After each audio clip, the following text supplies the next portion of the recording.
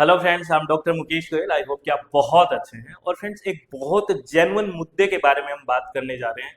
बच्चे UGC net की तैयारी करते हैं बढ़िया से, लेकिन है ना, वो थ्योरेटिकल पार्ट तो पढ़ लेते हैं, लेकिन पीवाईक्यूज है या फिर कोई एक्सपेक्टेड जो एमसीक्यूज है और एग्जाम हॉल में जाके क्वेश्चंस उनसे अटेम्प्ट नहीं हो पाते। ये आपके साथ अगर प्रॉब्लम है तो ये वीडियो आपके लिए बहुत इंपॉर्टेंट है। इसमें हम हर एक चीज पे बात करेंगे। सबसे पहले हम रीजन पे बात करेंगे कि इसके पीछे रीजन क्या है, क्या कारण है कि आपके साथ ऐसा होता है। स्टेप बाय स्टेप करेंगे, विद फैक्ट्स के बाद साथ बात करेंगे। जो एनालिसिस की गई है रिसर्च के बेस पे मैं बात करूंगा कि इसके पीछे रीजन क्या है। और सेकंड, इसका रीजन पहचानने के बाद हम क्या चलेंगे सॉल्यूशन पे। तो हम इसमें सारे बात करेंगे कि ये जो चीजें हो रही है उसके पीछे कारण क्या है, कि आपके पास थ्योरेटिकल नॉलेज तो है लेकिन आप क्वेश्चन अटेम्प्ट नहीं कर पाते। और रीजन को ढूंढ के फिर हम सॉल्यूशन की तरफ जाएंगे और आप बताना ये रीजंस आपके पास है या नहीं, या यही कारण है ना जिनकी वजह से हमारे क्वेश्चंस हैं वो गलत होते हैं। और एक सबसे और एक मुद्दे पे बात कर लेता हूँ। जैसे बच्चे क्या है, टीचिंग एप्टीट्यूड को थ्योरी पढ़ लेंगे, है ना। अब वहां एग्जाम हॉल में जाएंगे ना तो ये पहचान नहीं पाते कि ये टीचिंग एप्टीट्यूड से क्वेश्चन है या कम्युनिकेशन से क्वेश्चन है। बहुत बड़ी मिस्टेक होती है। आप कहोगे सर पहचानने से क्या हो जाएगा, होगा, क्योंकि इफेक्टिव कम्युनिकेशन होगा तब इफेक्टिव टीचिंग होगा। मिक्स करके क्वेश्चंस आते हैं और जब तक आपको वो एनालाइज नहीं करोगे चीजों को तो सही से आप वो कंसेप्ट जो पढ़ा था वो कंसेप्ट को लगा नहीं पाओगे। और जब कंसेप्ट हम लगा ही नहीं पाएंगे, हमारी अप्रोच ही नहीं लग रही, तो क्वेश्चन के जो आंसर तक नहीं पहुंच पाएंगे। आपको लगेगा ये क्वेश्चन दो ऑप्शन में तो लगता है चलो नहीं होगा, फिर जो दो ऑप्शन बनते हैं बाकी के उसमें लगता है यार ये भी हो सकता है, ये हो सकता है। तो सबसे पहले आपको पूरा एनालाइज होना पड़ेगा चीजों को देख के कि ये चीज यहां से है, इस टॉपिक से है, ये रिलेट कर रही है। ये पहचानना बहुत ज्यादा जरूरी है, क्योंकि प्रॉब्लम की पहचान, क्वेश्चन क्या है, हमारी एक प्रॉब्लम ही है ना, जब तक उसकी पहचान नहीं होगी तो हम उसको सोल्व कैसे करेंगे। ठीक है, तो हम उन सारे कारणों को मैं एक एक करके आपको बताता हूं क्या कारण है। सबसे पहले जो सबसे बड़ा कारण है, passive learning versus active retrieval. ये क्या होता है, बेसिकली जब थ्योरी पढ़ते हैं ना, पैसिव का मतलब होता है निष्क्रिय। जब आपको कोई थ्योरी पढ़ा रहा होता है, जैसे आपको मैं क्लास ले रहा हूँ, थ्योरेटिकल पार्ट पढ़ा रहा हूँ, तो आप बिल्कुल जो दिमाग को शांत करके ऐसा लग रहा है कि आपको सब कुछ समझ में आ रहा है, आप उतना एक्टिवली पार्टिसिपेट नहीं कर रहे, आप सुन रहे हैं। तो देखिए इसमें सीधा सीधा एक रिसर्च में पूरा लिखा हुआ है कि reading theory feels comfortable because your brain recognise the information. जब हम थ्योरी पढ़ते हैं ना तो हमारा ब्रेन क्या करता है कि चीजों को, इंफॉर्मेशन को सिर्फ रिकॉग्नाइज कर रहा होता है, ज्यादा लोड नहीं होता कि चलो ये इंफॉर्मेशन मिल गई, ठीक है ये चल रहा है। ये पैसिवनेस है, ये निष्क्रियता है ना। जबकि जो एमसीक्यूज जो हम कर रहे हैं तो वो हमारे माइंड को फोर्स कर रहा होता है, हमारे माइंड को धक्का दे रहा है कि जो तूने पढ़ा है भाई अब उसको अप्लाई कर। वो तो हमने सीखा ही नहीं था ना बेसिकली, क्योंकि हम तो थ्योरेटिकल पार्ट पढ़ के बिल्कुल ऐसा सोच रहे थे, कंफर्ट जोन में थे। तो MCQ force your brain to actively retrieve and apply that data under pressure. अब एमसीक्यूज में एक तो प्रेशर है आपको क्योंकि एग्जाम हॉल में बैठे हो आप, और दूसरा जो आपने थ्योरेटिकल बात पढ़ी है उसको अप्लाई करना है। तो सबसे जो मेन रीजन है कि आपके साथ ऐसा क्यों होता है, तो पैसिव लर्निंग की वजह से होता है कि हम इंफॉर्मेशन को सुनते हैं लेकिन वो प्रैक्टिस में नहीं लेके आते, है ना। ये सबसे बड़ा कारण है। थ्योरेटिकल पढ़ते रहेंगे और कई लोग ऐसे सोचते हैं कि परफेक्शन के बाद एमसीक्यूज करूंगा, पीवाईक्यूज करूंगा, कि पहले मैं थ्योरी कंप्लीट कर लेता हूं। ऐसा परफेक्शन कभी नहीं आता है। थोड़ा पढ़ा फिर उसी के एमसीक्यूज करें, है ना। और एक हम बेसिकली रिवर्स इंजीनियरिंग के बारे में भी बात करेंगे, जब सॉल्यूशन में बात करेंगे तो वो अलग ही बात कहता है और उसी अप्रोच से हमें चलना चाहिए। वो क्या कहता है वो मैं सॉल्यूशन में बात करूंगा। तो ये एक बहुत बड़ा रीजन है और इस रीजन को स्टूडेंट खुद ही एलिमिनेट कर पाएगा। ठीक है, वो एक्टिवली पार्टिसिपेट करे, एमसीक्यूज साथ साथ करे। दूसरा, इल्यूजन ऑफ कॉम्पिटेंस, भ्रम की स्थिति बहुत बनी रहती है आप लोगों में, है ना। जो तैयारी करते हैं स्टूडेंट, भ्रम की स्थिति क्यों बनती रहती है, जब वो कोई चैप्टर आप ही के साथ ऐसा होता है, जैसे पेपर 1 है या पेपर 2 है, जैसे आपने खोल के पढ़ा चैप्टर, आपको लग रहा है इसमें कुछ आ रहा है, आपको बिल्कुल आ रहा है। आप जैसे ओपन करोगे, हाँ यार ये तो मुझे पता है, ये तो मुझे पता है, ये तो मुझे पता है। तो reading chapter creates a false sense of mastery. ये फॉल्स सेंस ऑफ मास्टरी आपको करवाता है कि हाँ मेरे को आ रहा है। You feel like you know it but can't differentiate between closely related options. आपको ये लगता है कि आपको ये आ रहा है, आपको लगता है जैसे आपने बोला हाँ मुझे आ रहा है, लेकिन वास्तव में आप उस ऑप्शन के साथ क्लोजली रिलेट नहीं कर पा रहे हैं, आपको अभी भ्रम है। और इस भ्रम को कैसे मेटेंगे, ये सॉल्यूशन में बात करेंगे। अगर आपको चित्त शांत करके बात सुनोगे तो रीजंस यही है, ये कारण है जिन पे हमें काम करना है। सबसे पहले पैसिव लर्निंग नहीं करनी, एक्टिवली पार्टिसिपेट करना है। दूसरा, जो हमें भ्रम बना रहता है उस भ्रम को भी हमें खत्म करना है। आपको भी ऐसा लगता होगा जब भी आप चैप्टर देखते हो कि मुझे आ रहा है, सब आ रहा है, कोई दिक्कत नहीं है, ऐसा फील होता होगा ना। ठीक है। उसके बाद तीसरा सबसे बड़ा कारण है लैक ऑफ एलिमिनेशन स्किल्स। बहुत सारे स्टूडेंट्स में क्या है, जो एलिमिनेशन मेथड होता है क्वेश्चन करने का, एमसीक्यूज करने का सबसे अच्छा तरीका है एलिमिनेशन मेथड। एलिमिनेशन मेथड क्या होता है कि ये ऑप्शन तो हो ही नहीं सकता, आप उसको हटाइए, एलिमिनेशन मेथड से क्वेश्चन करने की कोशिश करिए।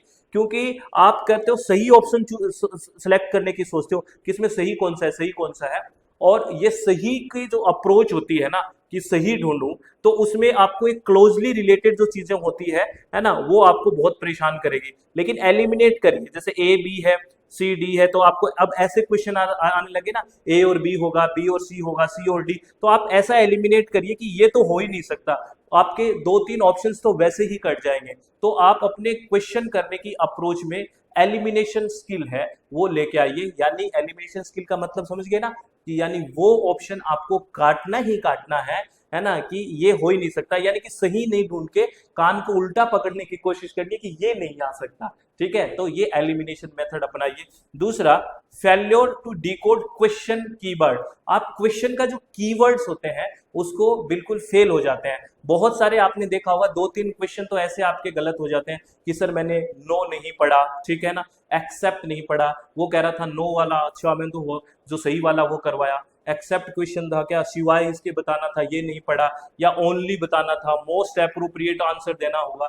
अब आपको देखना, टीचिंग के क्वेश्चंस जो होते हैं या कम्युनिकेशन के क्वेश्चंस होते हैं, उसमें ज्यादातर आपको लिखा था मोस्ट अप्रोप्रिएट आंसर कौन सा होगा, यानी कि आपको सारे ऑप्शंस ठीक लग रहे होते हैं क्योंकि वो साइकोलॉजिकल बेस्ड चीजें होती है।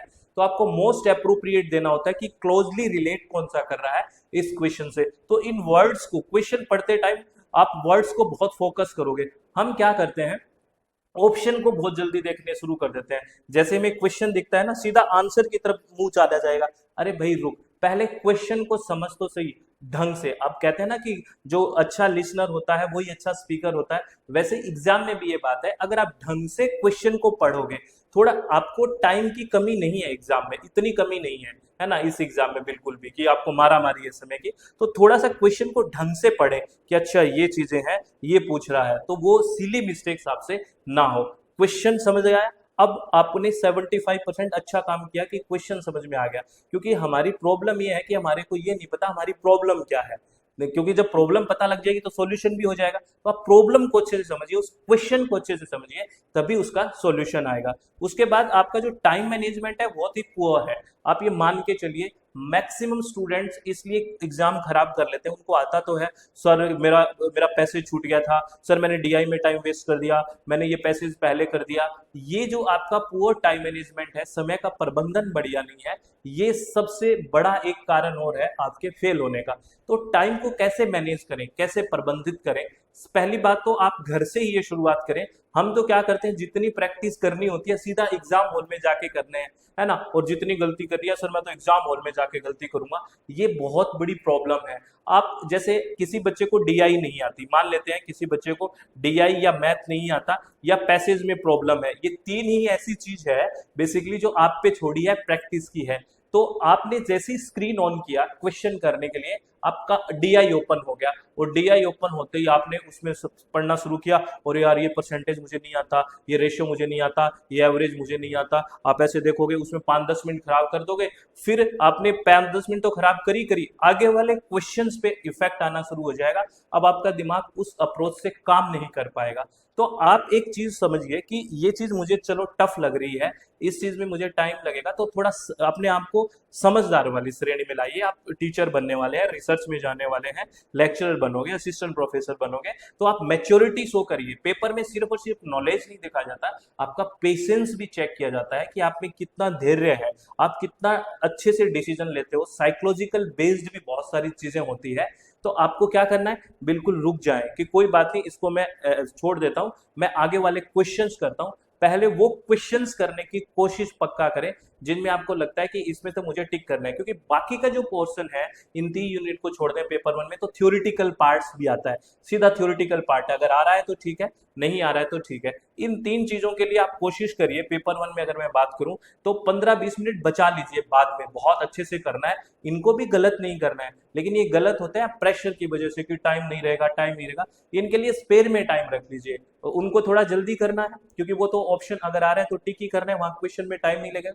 ऐसे ही पेपर 2 में है, पेपर 2 में आपके 2 पैसेज आते हैं, तो 2 पैसेज को मुझे लगता है, मेरा मानना है कि लास्ट में करिए इनको, शुरुआत में थ्योरेटिकल चीजें आ रही है टिक करिए, और उसके लिए आराम से टाइम बचाइए, डीप ब्रीथ करिए, थोड़ा पानी पीजिए, और अब उन क्वेश्चंस को अटेम्प्ट करिए, लेकिन टाइम को ध्यान रखते हुए कि मुझे कितना समय लग रहा है, कितना है। आप ऐसे जैसे देखो, आप एकदम से स्क्रीन की तरफ देखते रहते हो ना, तो आंखें क्या होती है, परेशान हो जाती है, माइंड भी सो जाता है। तो आपको क्या करना है, आपने 15 मिनट क्वेश्चन किया है ना, और जो मैं बात बोलता हूँ चित्त शांत वाली, एक डीप ब्रीथ किया, सांस अंदर ली, इससे क्या होगा, ऑक्सीजन का सर्कुलेशन अच्छा होगा, और सांस आएगी, फिर एकदम बढ़िया से स्क्रीन खोलो, सो मत जाना वहां पे, सर नींद का आएगी, फिर क्वेश्चन अटेम्प्ट करना शुरू करो। आप क्या करते हो, गड़ा के आंखें रखते हो 3 घंटे तक, है ना, वो आंखें गड़ा के रखने से दिमाग भी सो जाता है, आंखें भी थक जाती है, और कंसंट्रेशन भी बहुत बड़ा डिस्टर्ब हो जाता है, और आपका सारा का सारा जो पढ़ा लिखा है ना, वो धरा का धरा रह जाता है छोटी छोटी गलतियों की वजह से। तो टाइम मैनेज करना सीखें। आप 15-20 मिनट स्क्रीन देखा, फिर इधर उधर ऐसे थोड़ा आंखें बंद की, इधर उधर तो कोई सोचेगा आप नकल कर रहे हो, ना देखे, है ना, आप आराम से आंखें बंद करी, डीप ब्रीथ किया, थोड़ा पानी पिया, हल्का सा 1 घूंट पानी किया, प्रॉपर ऑक्सीजन का सर्कुलेशन होगा बॉडी के अंदर, है ना, आपने डीप ब्रीथ किया, फिर आराम से स्क्रीन देखें, और इसको ये सोच के चलें कि यार ये जो है ना, ये मेरा बाद में 6 महीने बाद बारी आएगी, बहुत सारी चीजें चेंज होएगी, ये मेरा बढ़िया से मुझे अटेम्प्ट करना है। यहाँ बहुत कुछ आ रहा होगा आपको, बहुत कुछ चीजें आती है आपको, सब कुछ आता है, लेकिन फाइनली तो रिजल्ट ही देखती है दुनिया, और वो किस पे डिपेंड कर रहा है, उन 3 घंटों पे डिपेंड कर रहा है, उन 3 घंटों में कैसे आपने फाइट किया है, कैसे आपने टाइम को मैनेज किया है, कैसे अपने आप का पेशेंस बनाए रखना है, कैसे आप साइकोलॉजिकली बिल्कुल बिल्कुल स्टेबल रहे हैं, ये सारी बातें डिपेंड करती है। ये बात प्लीज गांठ मार लो, और चित्त को शांत रखते हुए पेपर देना है। तो ये सारे के सारे जो रीजंस हैं वो हमने डिस्कशन किए हैं कि ये हमारे रीजन है जिसमें हमारा एमसीक्यूज होते हैं या पीवाईक्यूज होते हैं, वो हमसे सॉल्व नहीं होते हैं, लेकिन लगता है कि मुझे थ्योरी आते हैं, तो यही रीजंस होंगे। अब हम इनके सॉल्यूशंस की तरफ जाते हैं कि अगर ये रीजन तो हमने ढूंढ लिए, कारण हमारे पास है, अब इनका सॉल्यूशन क्या है। तो इसके समाधान की बात करें तो सबसे पहले है एक्टिव रिकॉल करना। एक्टिव रिकॉल क्या होता है, सक्रिय रूप से आप चीजों को रिकॉल करना सीखें। कैसे, जैसे मान लेते हैं कोई टॉपिक पढ़ा, कोई भी थ्योरी पढ़ी आपने, ठीक है, किसी भी सब्जेक्ट की किसी भी टॉपिक का थ्योरी पढ़ा आपने, पढ़ने के बाद आप अपनी आंखें बंद करिए, ये थोड़ा टाइम कंज्यूमिंग है, ये आपको इजी मोड से बाहर आने को कहेगा, आपको बहुत परेशानी होगी, लेकिन ये सबसे बेस्ट मेथड है ना। एक्टिव रिकॉल करिए, अपने आप को समझिए कि मैंने क्या पढ़ा, अभी क्या पढ़ा, कौन सा टॉपिक पढ़ा, इस टॉपिक में कौन से कीवर्ड्स थे, अच्छा ये कीवर्ड्स थे, ये था, ये चीजें थी, मतलब एक्टिवली चीजों को रिकॉल करिए। ये से नहीं कि पढ़ लिया फिर आगे फिर छोड़ दिया, फिर दूसरा चैप्टर आ गया फिर छोड़ दिया, फिर वो पीछे वाला भूल गए, इससे अच्छा तो ना ही पढ़ते। तो एक्टिव रिकॉल करोगे तो आपको चीजें समझ में आएगी, आपको कितना परसेंट वास्तव में याद हुआ है आपको पता तब लगता है आपको, वरना तो खुद का सेल्फ जो इफेक्टिव जो असेसमेंट होता है, अपना आप का असेसमेंट आप कर ही नहीं पा रहे, सेल्फ रिकॉल नहीं करोगे तो, अपने आप से एक्टिव रिकॉल नहीं करोगे तो एक्टिवली रिकॉल करना बहुत ही ज्यादा जरूरी है। और जैसे ही आप एक्टिवली रिकॉल करते हो तो आप याद रखने की एक व्हाइट पेज और पेन लेके बैठा करो, और एक मेरे हिसाब से आपको बुकलेट लगाने लीजिए। मैं हर बच्चे को कहता हूँ, चाहे पेपर 1 का हो चाहे पेपर 2 में हो, आपने क्या करना है, शॉर्ट नोट, जैसे आप मान लेते हैं टीचिंग एप्टीट्यूड पढ़ रहे हैं, तो उस पे फर्स्ट पेज पे टीचिंग एप्टीट्यूड, और उसके शॉर्ट नोट बनाए कि टीचिंग एप्टीट्यूड में चलो मुझे याद आया, अच्छा मैंने लेवल पढ़े, लेवल में मुझे याद आया सर मैंने ट्राइंगल बनाया था, मैंने यहाँ बना लिया, फिर मैंने फेज याद आया, फेज मैंने याद कर लिया, लर्निंग थ्योरी सर ने बताई थी, ये इसने दी थी, ये इसने दी थी, ये मैंने लिख लिया, ये मेरा एक पेज कंप्लीट हो गया। तो इस अप्रोच के साथ हमें काम करना है। तो ये होता है एक्टिवली रिकॉल करना चीजों को, ठीक है। एक है रिवर्स इंजीनियरिंग मेथड, ये भी बहुत बढ़िया मेथड है। रिवर्स इंजीनियरिंग मेथड क्या बोलता है, हम क्या करते हैं, हम पहले थ्योरी पढ़ते हैं पूरी की पूरी, और ये सोचते हैं कि 100% थ्योरी हो जाएगी ना, उसके बाद मैं प्रीवियस ईयर क्वेश्चंस को अच्छे से सोल्व करूंगा। मैक्सिमम बच्चों के दिमाग में ये है। ये बहुत ही खतरनाक अप्रोच है, क्योंकि ना तो हमारी कभी 100% तैयारी होगी, 100% तैयारी कभी भी नहीं होती, और 100% तैयारी नहीं होगी तो हम पीवाईक्यूज करेंगे ही नहीं। हम एग्जाम से 5-7 दिन पहले करने की कोशिश करेंगे, फिर हमारा भट्टा बैठ जाएगा। ठीक है। रिवर्स इंजीनियरिंग क्या कहता है कि आप उल्टा, यानी कि पहले पीवाईक्यूज देखिए जो उस टॉपिक के क्या आए थे। आप कोई भी यूनिट पढ़ रहे हैं, चाहे पेपर 1 पेपर 2 की, पहले उसको 5 साल के पीवाईक्यूज देखिए कि ये क्वेश्चन आया है, उसको 1-2 बार अच्छे से देखें, फिर थ्योरी की तरफ जाएं रिवर्स। तो अब क्या होगा, जैसे ही आप थ्योरी की तरफ जाओगे तो आपका माइंड स्ट्राइक करेगा कि अच्छा यहाँ से ऐसे ऐसे क्वेश्चंस पूछे गए थे, ऐसे क्वेश्चन पूछे जाते हैं। ये बहुत अच्छा मेथड है रिवर्स इंजीनियरिंग, प्लीज इस पे फोकस कर लें अगर आपको सिलेक्शन करवाना है तो। एक्टिव रिकॉल, रिवर्स इंजीनियरिंग और एक्टिव कॉल में शॉर्ट नोट्स पक्का बनाने हैं, ये आप ध्यान रखना। और शॉर्ट नोट्स हमेशा 2-3 बार अच्छे से रिवाइज हो जाती है चीजें, तब परफेक्शन की तरफ आता है। ठीक है।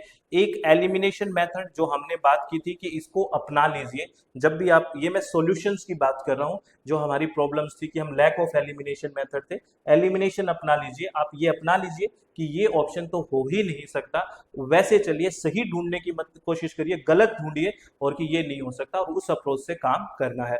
उसके बाद मिस्टेकन डायरी, यानी कि कोई भी चीज आप मिस्टेक बना रहे हो किसी भी टॉपिक में, तो एक आपको नोटबुक लगा लेनी चाहिए।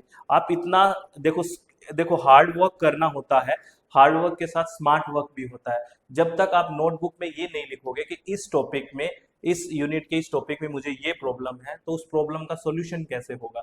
तो आप अपनी प्रॉब्लम को लिखिए कि मुझे ऐसे क्वेश्चन करते टाइम ये आई, और ये डायरी, ये जो नोटबुक है वो हमेशा आपके साथ रहनी चाहिए। जब भी कहीं गए आप उसको लेके चलिए। आपने देखा कि अच्छा ये प्रॉब्लम थी मेरे को, क्या अब भी ये प्रॉब्लम है, क्या इन चीज़ों से मैंने अब ओवरकम कर लिया है, ये मेरा सिलेक्शन करवा देगी अगर ओवरकम हो गया है तो। इन चीज़ों को आप पक्का पक्का मुझे कमेंट में एक बात बताइए, क्या इस अप्रोच से हम काम कर रहे हैं, ये कर रहे हैं कि नहीं कर रहे। ये जेन्युइनली हम बात कर रहे हैं, बिल्कुल रिसर्च बेस्ड बात कर रहे हैं। मैक्सिमम बच्चों को ये प्रॉब्लम्स है, और मैक्सिमम बच्चों के लिए यही सॉल्यूशन है। अगर आप नहीं करोगे तो प्रॉब्लम हो जाएगी। ठीक है। तो आपको कैसा लगा, सब बातें ठीक है, आपको ठीक लग रहा है, आपको कौन सा टॉपिक अभी पढ़ना है मुझसे आप ये बताइए, हम उसको लेके आएंगे, डिस्कस करेंगे कहाँ प्रॉब्लम आ रही है, और मैक्सिमम कमेंट किया करो जिससे मुझे भी पता लगे। ठीक है। तो आप हमेशा खुश रहें, अपने चित्त को शांत रखें। और एक चीज और आपको, फिर मैं इस कंक्लूजन पे आ रहा हूँ कि आप 40 से 50% टाइम लगाइए कंसेप्ट को पढ़ने में, 40 से 50% कंसेप्ट पढ़ने में टाइम लगाइए, यानी कि थ्योरी पढ़ने में। हम उल्टा करते हैं ना, हम क्या करते हैं, थ्योरी पढ़ने में 80% टाइम लगा देते हैं। नहीं, 40-50% जितना भी पढ़ते हो उसका समय थ्योरी पढ़िए, और बाकी का 50-60% आप एमसीक्यूज या पीवाईक्यू और मॉक टेस्ट की बात करिए। ठीक है। अब होगा ये थ्योरी प्लस पीवाईक्यूज बैच, है ना। और इसीलिए मैं जब भी बात करता हूँ साथ लेके चलता हूँ कि थ्योरी पीवाईक्यू, थ्योरी पीवाईक्यू। जैसे स्टडी किया टॉपिक को, शॉर्ट नोट्स बनाए, ये फाइनली कंक्लूड करते हैं। अगर सिलेक्शन करवाना है तो इससे चलना पड़ेगा। पहले टॉपिक को हमने स्टडी किया अच्छे से, उसके शॉर्ट नोट्स बनाए, उससे रिलेटेड, उसी टॉपिक से रिलेटेड बढ़िया से 30 से 50 क्वेश्चन, ज्यादा नंबर ऑफ क्वेश्चन करने की जरूरत नहीं है, बढ़िया क्वेश्चन करिए, उनके कंसेप्ट को समझिए, ये चारों ऑप्शंस को ढंग से समझेंगे, ये सही है तो क्यों है, ये गलत है तो क्यों है, ये आपको समझना है। फिर आपकी मिस्टेक को एनालाइज करें कि जो क्वेश्चंस मैंने किए ये मेरी मिस्टेक हुई, उसको एनालाइज करिए, फिर चीजों को रिवाइज करिए कि ये मिस्टेक थी, मैंने एनालाइज किया, फिर मैं रिवाइज कर रहा हूँ, फिर वापस से क्वेश्चंस को अटेम्प्ट करिए, अच्छा अब ठीक है, और कुछ मॉक टेस्ट कर लीजिए और हमारा सिलेक्शन हो जाएगा। ये आपको लग रहा है कि टफ है, लेकिन आदत पड़ जाएगी तो इसके बिना आपसे पढ़ा भी नहीं जाएगा। ठीक है। तो प्लीज ऐसा चलिए, ऐसा काम करिए, बहुत बेहतर होगा। और हमारे साथ आप जुड़ना चाहते हैं इस सेशन के लिए, पेपर 1 का crash course, paper 2 environment science और एजुकेशन चल रहा है। अगर आप ज्वाइन करना है तो अपनी वेबसाइट है www.swmg.in, प्ले स्टोर में मोबाइल ऐप है SWMG, और ये कॉन्टैक्ट नंबर है, या कॉल या व्हाट्सअप करके जानकारी ले सकते हैं। इसका लिंक भी आपको डिस्क्रिप्शन बॉक्स में मिल जाएगा। और एक बात मैं हमेशा बोलता हूँ कि प्लीज बी काम, चित्त को शांत रखें, खुश रहें, सब बढ़िया है, सब बहुत बढ़िया होगा, ऑनेस्ट रहें, सब बहुत बढ़िया है। तो बहुत बहुत धन्यवाद, thank you, thanks a lot friends.